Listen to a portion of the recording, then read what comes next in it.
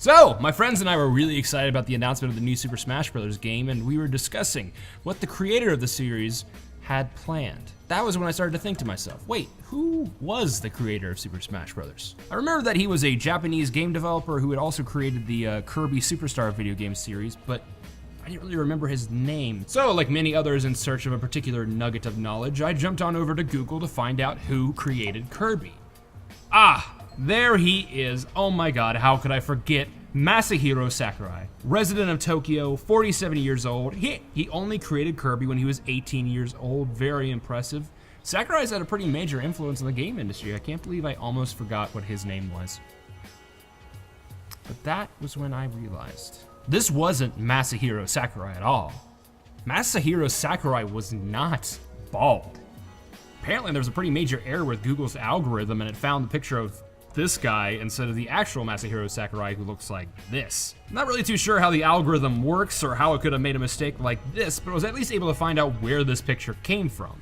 If you actually click on the guy's face when looking up Masahiro Sakurai, it will take you to the source of the image, which was a tweet by a meme account on Twitter that's using Sakurai's name as a joke. I had originally thought that somebody had done this intentionally, but seeing as how the tweet has almost nothing to do with Sakurai, I don't think this was a symptom of Google being gamed. I think this was just Google accidentally making a huge error. A random error that the parody account has definitely been made aware of now. Thankfully, I'm pretty much an internet genius, so I was able to sniff out this mistake really quickly.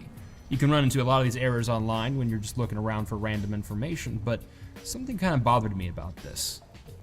What about all the errors that I've been missing? What about all the falsehoods that were intentional that I just never saw? What about the faces that could have been attached to the wrong name all along and nobody ever caught? It's kind of a haunting thought, you know? It doesn't take much to trick someone. I recognize Sakurai because the guy's been all over Nintendo for years now and has been seen in lots of different places, so if that actually wasn't what he looked like, it would have taken a lot of work to cover up the fact that the real genius behind Kirby and Smash Bros. Was actually this guy. Like, that is one hell of a conspiracy theory. But what about the other people who aren't as well known or recognized? How hard would it be to just lie when saying this is what this person looks like or this is where this person was born? This is probably the reason why so many teachers regard Wikipedia as the devil. It's a platform that leans really heavily on user-submitted info, so if enough people are wrong and stupid, then Wikipedia is also wrong and stupid. But does that mean we just can't trust any information online? Do we just need to assume that everything on the internet is a lie somehow? Well, what I personally do is whenever I encounter a new piece of information on the internet, I refer back to the old disclaimer that used to sit at the top of 4chan's B-board. The stories and information posted here are artistic works of fiction and a falsehood. Only a fool would take anything posted here as fact.